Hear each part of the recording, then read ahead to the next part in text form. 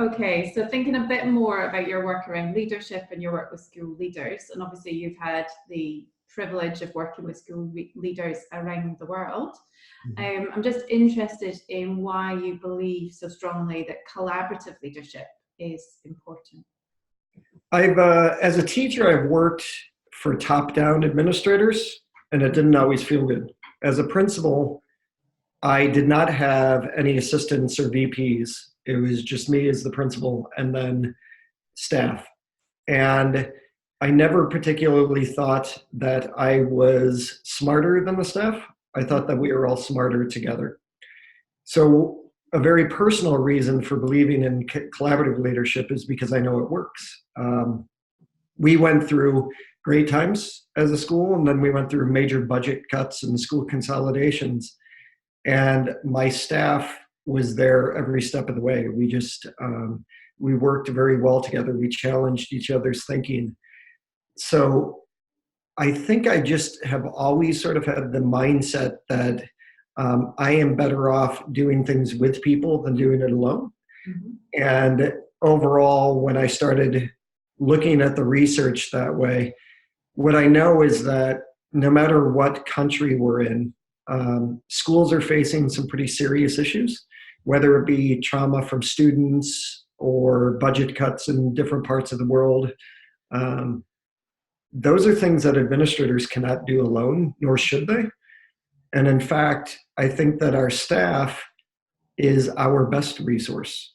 And that's how I always felt about my staff. So that's where my feeling around collaborative leadership comes from. I think the thing that makes collaboration deeper, and this is research that I started to look at when I was writing collaborative leadership and then the school climate book that followed, was the idea that it's not enough to just, say we're going to get together and meet, because people call that collaboration.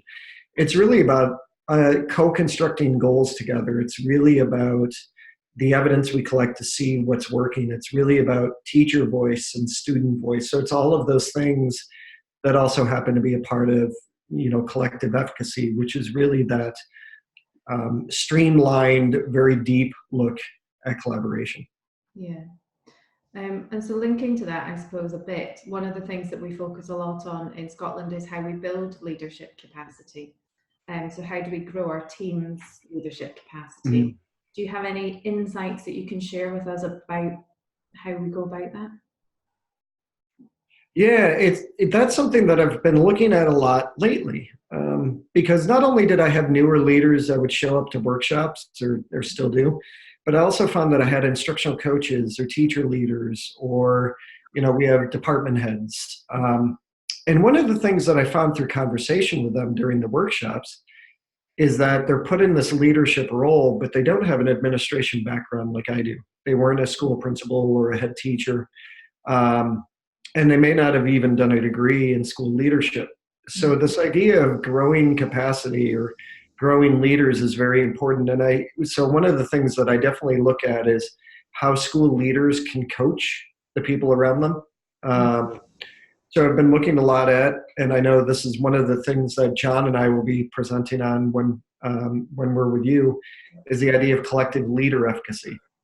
Um, how does a leadership team function together? And one of the other reasons why I'm looking at this so deeply, and I have in my coaching work as well, is that many times the head teacher or the school principal might have a VP, but that VP is typically responsible for doing discipline. So when they become a head teacher, they really lack that experience to be an instructional leader, which is an important piece of the leadership puzzle.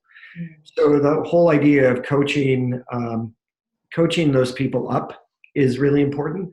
The idea of collective leader efficacy is really important because it means that you're starting to tap into their strengths. And sometimes in the leadership coaching work that I'm doing, we really go into specific questions that those people can ask during their department meetings or their PLC meetings as well. So sometimes it's even being that specific and purposeful about what kind of questions can we ask when we're with our colleagues, because that part, I would say, is the hardest part. In fact, the research around collaboration shows that collaboration doesn't work any better than if we did it on our own because we don't challenge each other's thinking. So that idea is really about how do we get all these individuals to be able to challenge each other's thinking, and that's definitely something that we work on as well. Yeah, I think often we can be too nice to each other.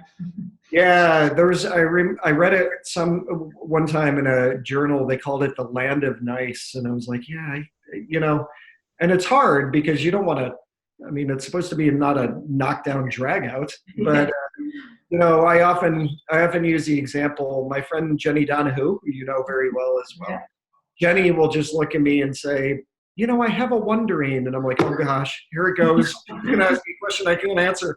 And one time I mentioned this in front of her and she said, hey, I'm just asking that because I really do have a wondering. But I think it's just that wonderful nature about her where she really does have a question to ask, but the way she's doing it makes you feel less threatened. Yeah. And that's sort of a space we have to be able to find ourselves in too. How can we feel less threatened when somebody does ask us the question that maybe we can't understand or we can't answer, and how can we develop that answer together? Absolutely. You touched on instructional leadership there, and I've spoken with lots of school leaders, people working across local authorities and across Scotland who know and understand the importance of instructional leadership, but really struggle with how to be in instructional leadership. Does that resonate with your own experience of working with school leaders? Very much. In fact, by the time I, get to Scotland with you, my new book will be coming out on instructional leadership, which you have read. And that book, where it came from is I had written Collaborative Leadership, 6 Influences That Matter Most. Instructional leadership was one of the influences because you can't, as a leader, spend your whole time on instructional leadership. So what I wanted to focus on was how can you carve out a little time to be able to focus on that. I kept getting asked to go deeper and deeper, and that's where this new work on instructional leadership came from. In fact, instructional leadership is one of the most researched forms of school leadership over the past 50 years. But many of the researchers called it the black box. They know it has an impact, but they don't know why. I think what happens, and I'm in a very fortunate position because I work with researchers, I've done research, but I also, I coach leadership teams at least 1 week a month, one in California in the US, which is great. And they have things like gang violence that they're dealing with, or trauma, or budget cuts. And so you hear researchers say, this is what you should be doing in the school, but unfortunately not all researchers have a leadership background. So I think it's easy to say what you're supposed to be doing.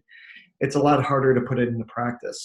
So part of my job is to find the happy medium and really listen, not just based on my experience as being a school leader for 8 years, but also really listening to those questions that leaders have when they're asking me, like, how do you put this into practice? And there have been times that I've been able to say, you know what, give me an hour a day that week. And I even talk through where is there sort of this lull in your day where we can practice this. And then, as you know, what I started to focus on was the idea that instructional leadership is really about some very specific things, about how we implement practices. It's because we don't always do a great job of that. We're often activity rich but impact poor. The second one is when we're looking at things like knowledge dimensions or a focus for learning. The knowledge dimensions are factual, procedural, conceptual, and metacognitive. Because I think that when leaders are doing walkthroughs or learning walks or whatever they want to call them, it's important to have those tangible things to be able to look for. Another one is student engagement, where we talk about why students feel alienated, typically because they don't feel an emotional connection to our school community, and also because of the fact that they feel powerless. They don't feel like they have a voice in their own learning. And then we go into things like instructional strategies, and then efficacy is another biggie, and then evidence of impact. What kind of evidence of impact are we collecting? Mm-hmm. So those are the important pieces for instructional leadership, but it's really based on talking to individual leaders and saying, what part can you start with? What might this look like?